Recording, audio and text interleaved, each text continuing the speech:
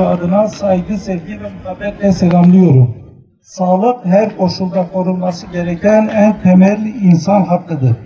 Filistin'de her gün bombalar altında görevini yapmaya çalışan sağlık çalışanları yalnızca yaralıları değil, insanlığın onurunu da ayakta tutuyor.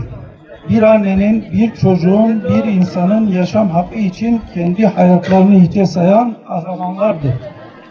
Biz sağlık çalışanları olarak çok iyi biliyoruz ki yaralı kim olursa olsun elimizi uzatırız, çünkü bizim mesleğimiz insanı yaşatmaktır. İnancımız der ki kim bir canı kurtarırsa bütün insanlığı kurtarmış gibidir. İşte biz bu anlayışın temsilcileriyiz.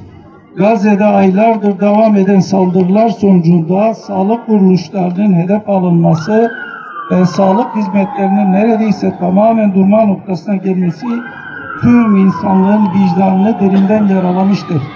O yüzden biz burada toplanarak diyoruz ki sağlıkçılara dokunmayın, hastanelere dokunmayın, insanlığa dokunmayın. Belki bazen bizim sesimiz neyi değiştirir diye düşünebiliriz. Ama bilin ki bir şehirde vicdan konuşursa tüm dünya duyar.